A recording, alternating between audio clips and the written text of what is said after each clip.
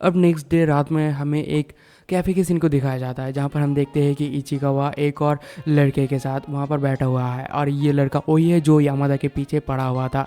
मतलब ये वो छपरी बंदा नहीं है जिसको मैं समझ रहा था कि ये इचिकावा के क्लास में पढ़ता है, मतलब ये और एक अलग क्लास का बंदा है। तो ये और वो बंदा, मतलब इचिकावा और वो बंदा कैफ़े में बैठे हुए थे, और उन दोनों के साथ दो और लड़कियां बैठी हुई थी। इसमें से एक तो आया था इचिकावा के साथ एंड दूसरा आया था उस लड़के के साथ। तो यहाँ पर वो दोनों, मतलब इचिकावा और वो बंदा यहाँ पर बातचीत करते हैं यामादा के बारे में।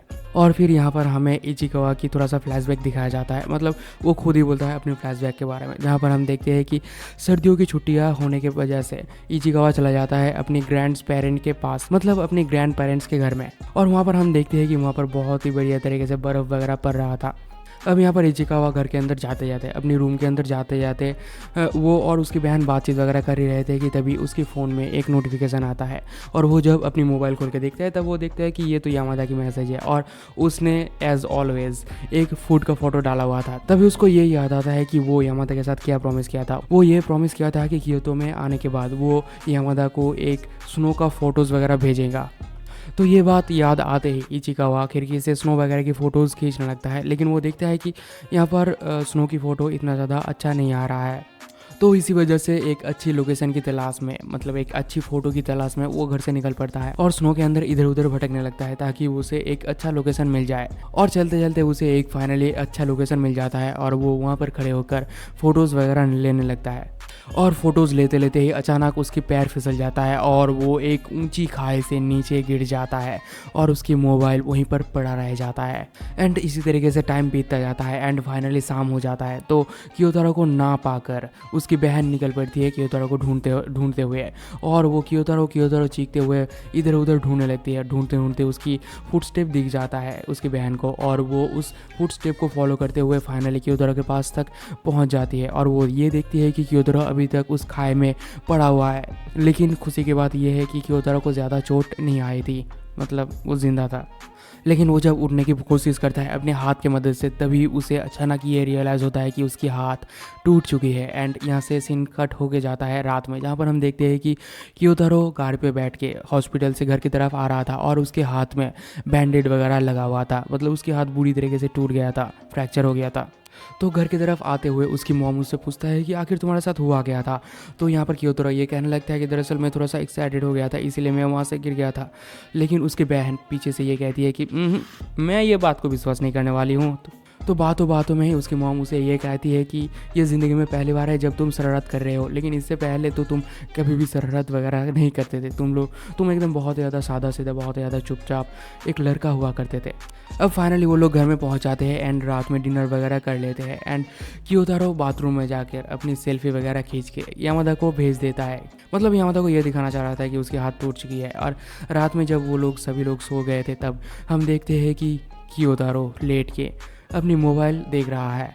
एंड तभी उसके मोबाइल में यामादा की वीडियो कॉल आती है एंड वो दोनों यहाँ पर बातचीत वगैरह करने लगते हैं। लेकिन वीडियो कॉल में यामादा की सेक्सी बॉडी को देखकर कियोतारो के अरमान जाग जाते हैं। भाई यामादा बहुत ही ज़्यादा प्यारी लग रही थी, काश मेरे पास भी ऐसी एक लड़की होती, ऐसी एक बंदी होती यार। तो यहाँ पर कियोतारो थोड़ा सा अपने आप को संभाल लेता है एंड यामादा कियोतारो से पूछता है कि तुम्हें क्या हुआ। तो कियोतारो बोलता है कि कुछ नहीं, थोड़ा सा चोट लग गया है बस, लेकिन ये दर्द वगैरह कुछ नहीं कर रहा है। तो कियोतारो यहाँ पर और भी बोलता है कि मैं दरअसल घर वापस जाने वाला हूँ। तो यहाँ पर यामादा कुछ बोलने जा रही थी, तभी उसकी नज़र साइड में पड़ती है, और कियोतारो जब पीछे मुड़ के देखता है तब वो देखता है कि उसकी बहन जाग चुकी है और वो उसकी मोबाइल पे आकर देख रही है। तो कियोतारो यहाँ पर ये बोलता है कि दरअसल ये मेरी क्लासमेट है। तो ये सुनकर उसकी बहन ये कहती है कि क्या ये कोई स्ट्रीमर नहीं है, मुझे लगा ये कोई स्ट्रीमर है, वो बहुत ज़्यादा क्यूट है यार। और ये बात सुनकर कियोतारो खुद ही फंस जाता है, अपने पैर पे खुद ही कुल्हाड़ी मार लेता है। अब कियोतारो को यहाँ पर ये लग रहा था कि उसकी बहन अब उसकी टांग वगैरह खींचने लगेगी, वो उसके ऊपर एकदम हावी हो जाएगी, उसकी डिटेल्स वगैरह मांगने लगेगी। लेकिन यहाँ पर ऐसा कुछ भी नहीं होता, उसकी बहन चुपचाप जाकर दोबारा से सो जाती है, जो देखकर कियोतारो तो थोड़ा सा हैरान होता है कि आखिर मेरे बहन को हुआ क्या है। तो उसकी बहन के सोने के बाद कियोतारो के मोबाइल में दोबारा से यामादा की मैसेज आती है और वो पूछती है कि क्या हुआ, तुमने फ़ोन क्यों कर दिया। तो कियोतारो बोलता है कि दरअसल मेरी बहन जाग गई थी। तो यहाँ पर यामादा पूछती है कि तो तुमने क्या कहा अपनी बहन को। कियोतारो बोलता है कि दरअसल मैंने ये कहा कि हम दोनों अभी फ्रेंड है, शायद अभी फ़िलहाल के लिए, जो सुनकर मतलब फ़िलहाल के लिए सुनकर कि यामादा थोड़ा-सा खुश होती है, पता नहीं क्यों खुश होती है, लेकिन खुश जो भी हो खुश होती है। अब यामादा कियोतारो को दोबारा से कॉल करती है और कियोतारो उसकी कॉल को अटेंड करने के लिए बाहर आ जाता है। अब यामादा कियोतारो को ये कहती है कि क्या तुम्हारे पास पीने के लिए कुछ है? तो कियोतारो इधर-उधर थोड़ा-सा ढूँढने के बाद एक कोला का बोतल लेकर आता है और उसे पी लेता है। अब यामादा उसे बोलती है कि ज़रा खिड़की से बाहर देखो, तो कियोतारो खिड़की से बाहर देखने लगता है। अब वो बोलता है कि चाँद नहीं दिख रहा है ना? तो यहाँ पर कियोतारो क्या करते हैं कि चाँद की एक फ़ोटो लेकर यामादा को भेज देता है और यामादा वो देखकर बहुत ज़्यादा खुश होती है। अब यामादा कहती है कि ज़रा अपने सर को थपथपाओ, तो कियोतारो ऐसा ही करता है, अपने सर को थपथपाती है। एंड ये सब कुछ करने के बाद यामादा बोलती है कि चलो अब मैं फ़ोन रखता हूँ और इतने लेट नाइट को कॉल करने के लिए मुझे माफ़ कर देना, और फिर वो दोनों यहाँ पर कॉल कट कर देते हैं। अब नेक्स्ट सुबह हम देखते हैं कि वो सभी लोग मतलब कियोतारो और बाकी सभी लोग एक मॉल में आए हुए थे थोड़ा सा शॉपिंग वगैरह करने के लिए, और यहाँ पर कियोतारो एक पपी वाला की चेन खरीदता है यामादा को देने के लिए। मतलब बेसिकली दो खरीदता है, एक उसके लिए एंड एक यामादा के लिए। एंड फाइनली वो लोग अपनी कार पे बैठ के निकल पड़ते हैं अपने घर की तरफ, और घर की तरफ जाते हुए कार में बैठ के ही उसकी बहन उसे उस यामादा के बारे में थोड़ा बहुत बातचीत वगैरह पूछने लगता है। तो यहाँ पर वो दोनों थोड़ा बहुत बातचीत करते हैं एंड नेक्स्ट सीन में फाइनली हम देखते हैं कि वो लोग पहुँच चुके हैं घर में। अब थोड़ी देर बाद कियोतारो जो है वो अपने हाथ में एक बैग लेकर और एक टूटी हुई हाथ लेकर निकल पड़ता है यामादा के पास, मतलब यामादा को वो गिफ्ट देने के लिए जो उसने खरीदा था। लेकिन रास्ते में जाते जाते ही यामादा के साथ कियोतारो की मुलाकात हो जाती है और यामादा यहाँ पर कियोतारो को ये बोलती है कि दरअसल मैं तुम्हारे पास ही आ रही थी। लेकिन कियोतारो यहाँ पर बोलता है कि अगर मैं तुम्हें क्रॉस कर जाता तो मतलब अगर हम लोगों की मुलाकात नहीं हो पाती तो यहाँ पर यामादा थोड़ा सा हैरान होती है, बोलती है कि अरे ये तो मैंने सोचा ही नहीं था। अब नेक्स्ट सीन में हम देखते हैं कि वो दोनों पहुंच चुके हैं एक पार्क में, जहां पर हम देखते हैं कि यामादा थोड़ी सी दूर में अपनी डॉगी को थोड़ा सा कमेंट्स वगैरह दे रही थी और दूर से कियोतारो ये सब कुछ देख रहा था। और दूर में बैठ के कियोतारो अपनी की चेन को देखते हुए ये सब कुछ सोच रहा था कि क्या ये की चेन यामादा को पसंद आएगी। मुझे लगता है कि ये की चेन के बदले में अगर मैं कोई स्नैक्स वगैरह उसे गिफ्ट करता तो शायद ये ज़्यादा बेहतर होता। वैसे यामादा को तो डॉग्स वगैरह पसंद है, लेकिन उसे फूड्स वगैरह ज़्यादा पसंद है और वगैरह वगैरह ये सब कुछ वो सोच रहा था। और उसका सोचना ख़त्म होते ही वो जब अपनी आंखें खोलता है तब वो देखता है कि यामादा उसकी बिल्कुल सामने खड़ी हुई है और वो उसे एक कोला की बोतल ऑफ़र करती है पीने के लिए। अब यामादा कियोतारो को ये बोलती है कि मेरे डॉगी को कमेंट्स वगैरह दो। तो यहाँ पर कियोतारो बोलता है कि टर्न अराउंड। तो यहाँ पर कि यामादा ये देखती है कि वो डॉगी घूम नहीं रही है, तो इसी वजह से यामादा खुद ही घूमने लगती है डॉगी की तरह। अब कियोतारो बोलता है कि बैठ जाओ, तो यामादा बैठ जाती है। अब वो डॉगी को बोलता है कि अपने हाथ दो। तो यहाँ पर वो डॉगी हाथ देने वाला था कि तभी यामादा अपने हाथ लेकर कियोतारो के हाथ में दे देती है और वहाँ पर उसके हाथ को पकड़ के ही उसके साइड में उसके बगल में बेंच में बैठ जाती है। और यहाँ पर वो दोनों एक दूसरे के हाथ को पकड़ के थोड़ा सा टाइम स्पेंड करने लगते हैं, थोड़ा सा फील लेने लगते हैं। अब थोड़ी देर बीतने के बाद कियोतारो उसे ये कहता है कि दरअसल मैं तुम्हारी स्कार्फ को ले आया था, मतलब मैं तुम्हारी मफलर, मतलब वो स्कार्फ है यार, मैं मफलर बोल रहा हूँ, हाँ, तो मैं तुम्हारे मफलर को लेकर आया हूँ। तो यहाँ पर यामादा क्या करता है कि उसके ऊपर से जाकर उसके बैग के अंदर से उस मफलर को निकालती है और वो इस मफलर को देखते हुए ये कहती है कि दरअसल मैं ये तुम्हें देना चाह रही थी, मैं ये चाह रही थी कि तुम इस मफलर को, मतलब तुम इस स्कार्फ को अपने पास रखो, लेकिन मुझे ऐसा लग रहा है कि तुम्हें ये नहीं चाहिए। और ये बात सुनकर कियोतारो ये कहता है कि अगर ये बात है तो वो अपनी पॉकेट में हाथ डालता है और अपनी पॉकेट से वो डॉगी वाला कीचेन निकालता है और वो बोलता है कि ये लो, ये मैं तुम्हारे लिए लाया हूँ।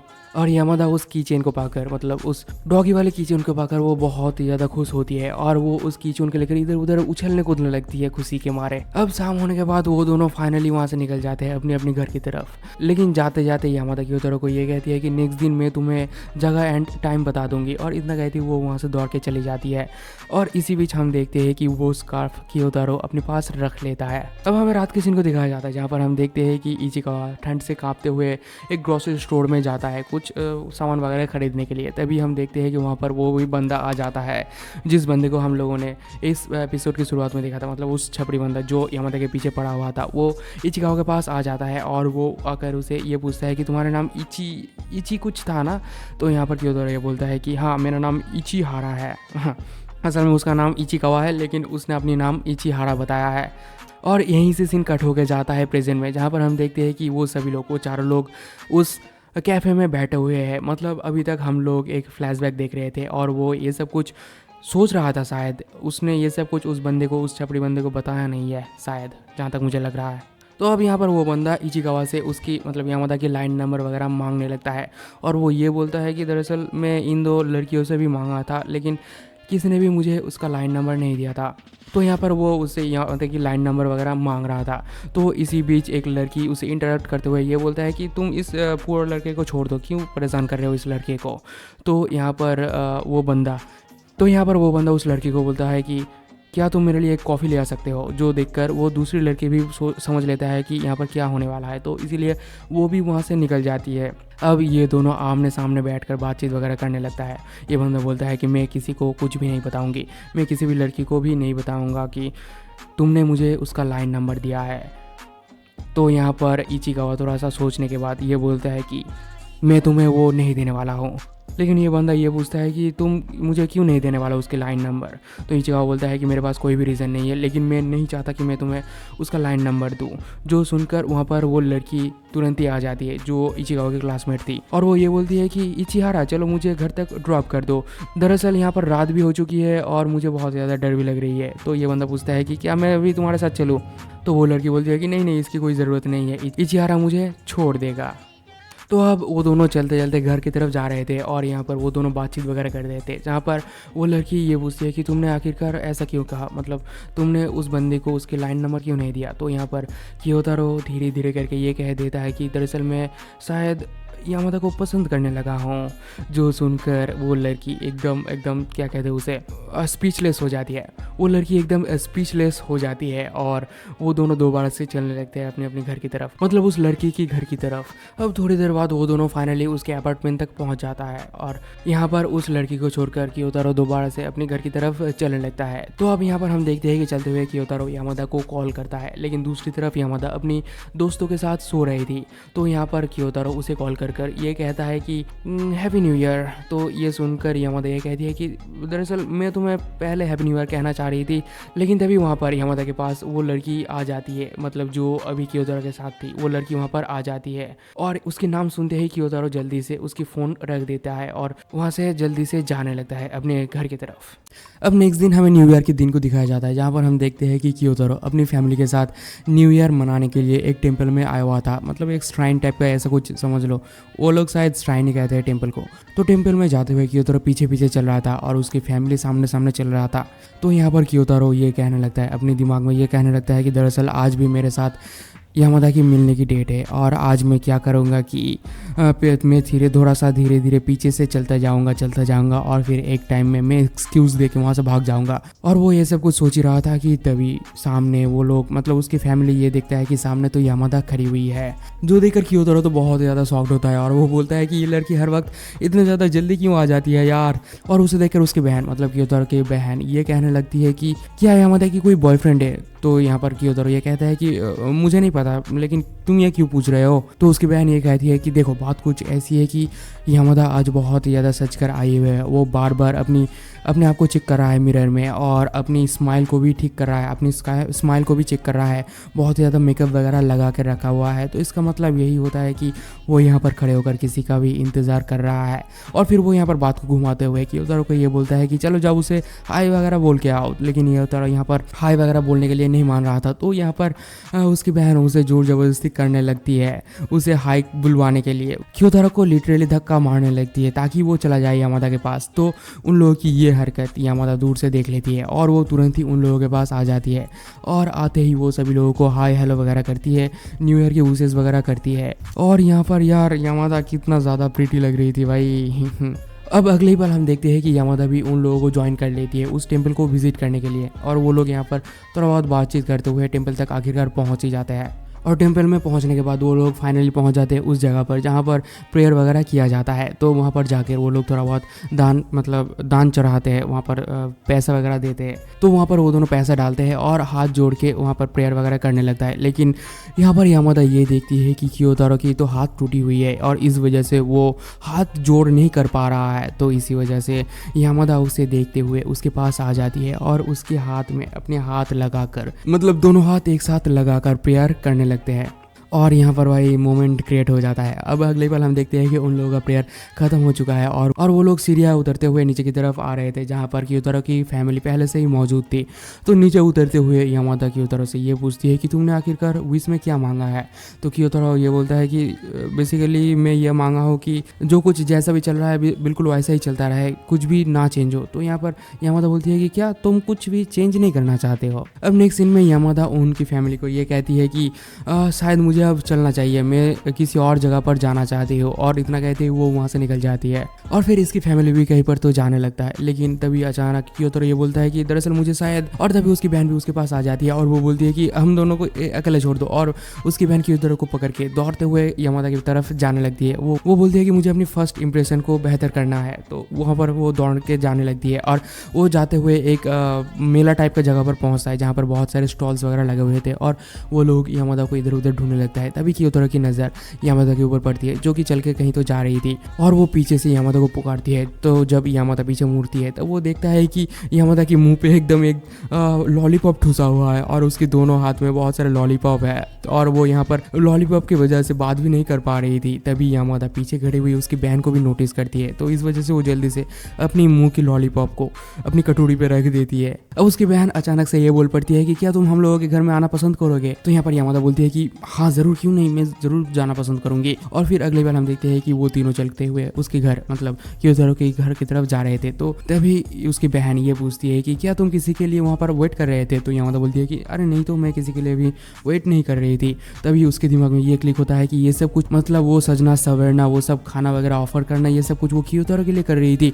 और तभी वो जाकर एक पिलर पे अपनी सर को ठोक दे। वो बोलती है कि अरे यार, इतनी देर तक मैं ये फिगर आउट कर ही नहीं पाई कि वो तो क्योतरो के लिए वेट कर रही थी। अब अगले सीन में वो लोग फाइनली उसके घर पे पहुंच जाते हैं और यहाँ पर उसकी बहन यामादा को ये कहती है कि तुम इसको अपने ही घर समझना। अब यामादा धीरे धीरे करके अपनी जैकेट को उतारती है, लेकिन जैकेट उतारने के बाद क्योतरो ये नोटिस करता है कि उसकी स्कर्ट में वही कीचेन लगा हुआ है जो कीचेन क्योतरो ने यामादा को दिया था। तो यहाँ पर उसे यह याद आता है कि उसने तो अपनी बहन को ये कहा था कि वो ये कीचेन किसी दोस्त के लिए खरीदा है और अगर वो ये देख लेगी तो उसे ज़रूर से शक हो जाएगा हम दोनों के ऊपर, मतलब मेरे ऊपर। तो इसी वजह से वो दोनों जब ड्राइंग रूम में बैठता है तब क्योतरो उसके पास आकर उसके कमर में वो कीचेन को हाइड करने लगती है, जो देखकर उसकी बहन ये करती है कि उसके कॉलर को पकड़ के ये बोलती है कि तुम ये क्या कर रहे हो, तुम ये बहुत ज़्यादा फास्ट नहीं कर रहे हो। और फिर अगले ही पल उसकी बहन यामादा को एक कटोरी भर के खाना देती है, ये रामेन टाइप का कुछ था, तो वो देती है और यामादा ये पूछती है कि क्या तुमने ये मेरे लिए बनाया है। तो उसकी बहन ये कहती है कि अरे नहीं, ये तो हम लोगों ने सुबह में बनाया था, तो अभी ये बच चुका था, तो इसीलिए मैंने ये तुम्हें सर्व कर दिया है, मतलब समझ रहे हो, बचा हुआ खाना इसे सर्व कर दिया। खैर छोड़ो,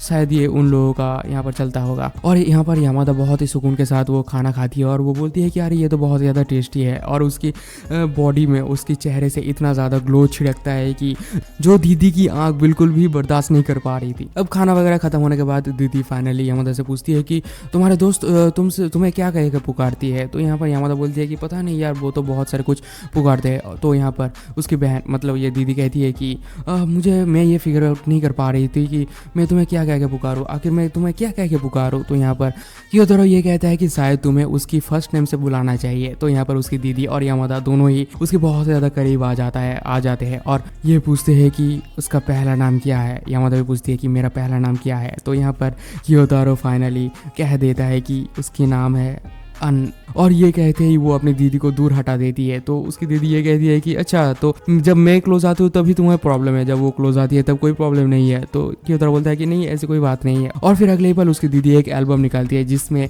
क्योतरो के साथ साथ उसकी बहन के भी, मतलब उसकी उन लोगों की फैमिली फोटोज वगैरह रखा हुआ था, कलेक्ट करके रखा हुआ था। और वो उस एल्बम को निकाल के यामादा को सब कुछ दिखाने लगती है, एक एक करके वहाँ पर मौजूद हर एक फोटो को वो एक्सप्लेन करने लगती है। अब फोटो देखना दिखाना खत्म होने के बाद उसकी बहन फाइनली ये कहती है कि शायद मुझे अब निकलना चाहिए, क्योंकि मैंने अपनी फ्रेंड्स के साथ थोड़े बहुत प्लान्स वगैरह करके रखा हुआ है। और वो जल्दी से निकलने लगती है, लेकिन तभी उसके पीछे पीछे यामादा भी आते हुए बोलती है कि मुझे भी शायद अभी निकलना चाहिए यहाँ से। और जाते हुए दीदी ये कहती है कि क्यों तरह की फ्रेंड बनने के लिए बहुत ज़्यादा शुक्रिया तुम्हें। तो यहाँ पर यामादा भी बोलती है कि क्या मैं तुम्हें दीदी बुला सकती हो, अपनी दीदी बुला सकती हूँ। तो उसकी दीदी बहुत ज़्यादा ओवर पावर्ड हो जाए, मतलब बहुत ज़्यादा बेहोश हो जाती है, वो अपनी हालत में नहीं रहती और वो ये कहती है कि तो फिर मैं भी तुम्हें ऐना कह के पुकारूंगी। और इतना कह के उसकी दीदी वहाँ से निकल जाती है। उसकी दीदी के बाहर जाने के बाद ये दोनों फाइनली घर में अकेला हो जाता है और यहाँ पर कियोतोरो ये सोचता है कि आखिर अब हम दोनों क्या करें, हम दोनों तो अब घर में अकेले हैं। अब कियोतोरो जहाँ पर भी जाता है कि यामादा भी उसके पीछे पीछे जाने लगती है। यामादा यहाँ पर बोलती है कि तुम्हारी बहन तो बहुत ज़्यादा फ्रैंकली है, बहुत ही ज़्यादा अच्छी है, क्यूट भी है। तो कियोतोरो ये कहता है कि वो मेरे हर एक चीज़ को हाथ लगाता है और वो अपनी एल्बम को ऊपर रखने वाली थी कि तभी यामादा आकर उसके एल्बम को पकड़ के ले लेती है और वो बैठ के उसके बेड पे बैठ के देखने लगती है। यहाँ पर वो कियोतोरो के हर एक फ़ोटो को गो थ्रू करने लगती है। तभी कियोतोरो को कुछ तो याद आता है और वो इधर उधर डस्टबिन के अंदर भी उस चीज़ को ढूंढने लगता है और वो फाइनली देखता है कि वो चीज़ डस्टबिन के अंदर भी नहीं है। तो वो यहाँ पर थोड़ा सा राहत महसूस करता है और फिर वो जाकर बेड में बैठ जाता है। तो यामादा आकर उसके पास बैठ जाती है और यहाँ पर वो दोनों उसके एल्बम को देखने लगते हैं। यहाँ पर यामादा फ़ोटोज़ वगैरह देखते हुए उसके दोस्तों के बारे में थोड़ा बहुत पूछते हैं। तो यहाँ पर कियोतोरो ये कहता है कि दरअसल उन लोगों के साथ अभी मेरा कोई भी कांटेक्ट नहीं है, अभी तो वो दोनों प्राइवेट स्कूल में चले गए थे और मेरे पास गवर्नमेंट स्कूल में आने के अलावा और भी कोई ऑप्शन नहीं था। तो ये बात सुनकर यामादा बोलती है कि अरे कोई बात नहीं, छोड़ो इस बात को। और फिर वो जाकर उसकी ट्रॉफियाज देखने लगती है और उसकी ट्रॉफीज़ वगैरह देखते देखते उसकी नज़र उसकी मर्डर वाली बुक पर भी पड़ती है, जो देखकर वो इसे ये पूछती है कि आखिर ये क्या है। तो यहाँ पर कियोतोरो उसे एक्सप्लेन करने लगता है कि आखिर ये क्या है। तो ये सुनकर यामादा बहुत ज़्यादा इंटरेस्ट के साथ कियोतोरो को ये पूछती है कि अच्छा तो तुम साइकोलॉजी में भी इंटरेस्ट रखते हो। तो कियोतोरो बोलता है कि हाँ शायद ये साइकोलॉजी भी है, पता नहीं। तो तभी यामादा उसके बेड पे लेट जाती है और वो पूछती है कि तो फिर मेरे दिमाग में क्या चल रहा है मुझे बताओ। तो कियोतोरो बोलता है कि तुम एक मर्डरर नहीं हो। यामादा बोलती है कि क्या पता, शायद से मैं एक बहुत ज़्यादा अंडरग्राउंड बहुत ज़्यादा सीक्रेट जिंदगी बिता रहा हूँ, क्या पता, किसी को भी कुछ नहीं पता है। तो तभी यामादा की हाथ वहाँ पर रखा हुआ उसके बेड पे रखा हुआ एक मैगजीन पर पड़ता है, जिस मैगजीन के अंदर यामादा की फोटोज वगैरह छपते हैं। तो ये देखकर यामादा उस बेडशीट को हटाती है और उस मैगजीन को चेक करने वाली थी कि तभी कियोतोरो के हाथ आकर उस मैगजीन को पढ़ता है और अगले पल हम देखते हैं कि कियोतोरो बिल्कुल यामादा के ऊपर चढ़ चुका है और वो यहाँ पर रजिस्ट कर रहा है ताकि वो उस मैगजीन को ना देखे। और यहाँ पर जो मोमेंट क्रिएट होता है यार, क्या ये बताओ, मजे आ रहे हैं। तो अब यामादा अपने हाथ की मदद से कियोतोरो को अपनी ऊपर से हटाती है और फिर अगले ही पल वो सॉरी कहती है, ये कहकर कि सॉरी मुझे माफ़ कर देना, मैं तुम्हारे स्टेप्स को हाथ लगाई। और फिर अगले ही पल वो अपनी मोबाइल निकाल के कियोतोरो की ढेर सारी फ़ोटोज़ खींचती है, मतलब उसके एल्बम में जो सब फोटोज़ था उन सब फोटोज़ की वो एक क्लिक ले लेती है और फिर वो दौड़ के बाहर की तरफ जाने लगती है और कियोतोरो भी उसके पीछे पीछे आ रहा था। तभी यामादा सामने रुक जाती है और कियोतोरो बिल्कुल उसके सामने आकर रुक जाता है। अब यामादा बोलती है कि नेक्स्ट टाइम मैं तुम्हें अपनी यार बुक दिखाऊंगी और इतना कहते ही वो वहाँ से बाहर चली जाती है, अपनी घर की तरफ चली जाती है और कियोतोरो यहाँ पर बेवकूफ़ों की तरह खड़े रह जाता है। अब नेक्स्ट दिन कियोतोरो की नींद एक बहुत ही ज़्यादा बुरे सपने देखते हुए टूट जाता है और वो फाइनली अपने स्कूल के लिए रेडी वगैरह हो जाता है। तभी उसके सामने उसकी ही परछाई, मतलब उसकी इमेजिनेशन वाली कैरेक्टर आ जाता है और यहाँ पर वो उसे थोड़ा बहुत भाषण वगैरह देने लगता है। वो यहाँ पर पूछता है, कियोतोरो यहाँ पर पूछता है कि आखिर तुम यहाँ पर नंगे क्यों है, मतलब तुम्हारे टी शर्ट कहाँ पर है। तो वो परछाई ये कहता है, उसकी इमेजिनेशन ये कहता है कि दरअसल मैं तुम्हारी हर्ट की इमेजिनेशन हो, तुम्हारी ही प्रतिबिंब हो, तुम्हारी मिरर इमेज हो, तुम जो सोचते हो मैं वैसे ही रिएक्ट करता हूँ वगैरह वगैरह बोलने लगता है। और अगले पल हम देखते हैं कि कियोतोरो को उसकी फैमिली अपनी फैमिली कार में उसकी स्कूल तक छोड़ने जाता है। तो स्कूल में छोड़ने के बाद कियोतोरो जब स्कूल की तरफ जा ही रहा था कि तभी पीछे से यामादा आकर उसे धप्पा कर देती है। वो बोलती है कि क्या तुम डरे हो। तो कियोतोरो ये बोलता है कि तुम ऐसे गाड़ी के पीछे छुपना बंद करो। और फिर वो उसकी फैमिली को, मतलब उसकी मॉम और उसकी बहन को ओहायो गोजाइमास बोलती है। ओहायो गोजाइमास मतलब गुड मॉर्निंग। अब स्कूल के अंदर जाते हुए यामादा अपनी उस डॉग वाले कीचेन को या कियोतोरो को दिखाते हुए ये बोलती है कि तुम्हारी डॉग वाले कीचेन कहाँ पर है। तो कियोतोरो यहाँ पर अपनी बैग खोलते हुए उसे अपनी बैग के अंदर से उस कीचेन को निकाल के दिखाता है और वो बोलता है कि ये रहा। तभी यामादा उसके कीचेन को मांग लेती है और वो दोनों स्कूल के पीछे आ जाते हैं। तभी हम देखते हैं कि यामादा उस कीचेन को कियोतोरो की गले में पहना देती है, मतलब मानो कि वो एक कुत्ते की गले में फट्टा डाल दी हो। और ये बहुत ज़्यादा वियर्ड लग रहा था देखने में। तो वो फट्टा पहनते हुए, वो कीचेन पहनते हुए कियोतोरो को यामादा के साथ बीता हुए हर एक लम्हा, हर एक पल एक एक करके याद आने लगता है। अब बहुत देर तक उसके बारे में सोचने के बाद कियोतारो फाइनली अपना मुंह खोलता है और वो ये बोलता है कि ये बहुत ही ज़्यादा स्ट्रेंज है कि मैं पहले ईयर में तो स्कूल आना बहुत बिल्कुल ही पसंद नहीं करता था। मैं हर वक्त अपने घर में रहता था और हर एक इवेंट को स्किप करता रहता था, लेकिन इस साल मैं स्कूल को बिल्कुल ही इग्नोर नहीं कर रहा हूँ। इस साल मुझे स्कूल आना बहुत ज़्यादा अच्छा लग रहा है और ये सब कुछ पॉसिबल हो पाया है सिर्फ और सिर्फ तुम्हारे लिए। और तभी यामादा कियोतारो के पास आकर उसे एक बहुत ही प्यारी सी हक देती है, जिस वजह से उसके हाथ में रखा हुआ बुक नीचे गिर जाता है और यहाँ पर यामादा उसे बहुत ज़्यादा कस के गले लगा लेती है। तो इस बार कियोतारो भी अपने आप को नहीं रोकता। इस बार वो अपनी एक हाथ को लेकर यामादा को पकड़ लेता है और यहाँ पर वो दोनों मोमेंट को एंजॉय करने लगते हैं। दोनों ही बिल्कुल एकदम, क्या कहते हैं उसे यार, इस फीलिंग को मैं वर्ड में कैसे एक्सप्रेस करूँ मुझे समझ में नहीं आ रहा है। तुम जस्ट इस फील को लो यार, देखो यार, तुम लोग जस्ट देखो। और इन सब चीज़ों की वजह से वो दोनों क्लासरूम के लिए लेट हो चुके थे, तो इसी वजह से वो दोनों दौड़ते हुए जा रहे थे। तभी उसके पीछे से वो लड़की आ जाती है, एक और लड़की आ जाती है। वो बोलती है कि क्या तुम दोनों वो कर रहे थे? तो कियोतारो पूछता है कि क्या क्या मतलब? और फिर वो कहती है कि अच्छा तो तुम लोग कर रहे थे, और इतना कहती है वो वहाँ से दौड़ के भाग के चली जाती है। तभी यामादा एक रैपर निकल के कियोतारो को देती है। तो कियोतारो उस रैपर को खोल के देखती है कि उसके अंदर कुछ भी नहीं है। तो यामादा बोलती है कि जस्ट किडिंग, में मजाक कर रही थी, और फिर एक टॉफी निकाल के कियोतारो को ऑफर करती है। तो कियोतारो उस कैंडी को ले लेता है और उसे अरिगातो गोजाइमास कहता है।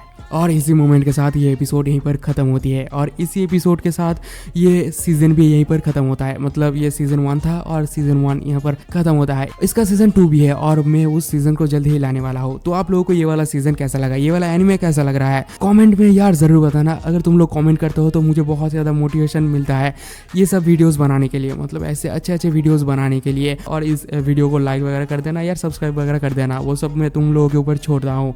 तो आज का वीडियो यहीं तक ही रखते हैं, मिलते हैं नेक्स्ट वीडियो में। तब तक के लिए tata bye bye and sayonara.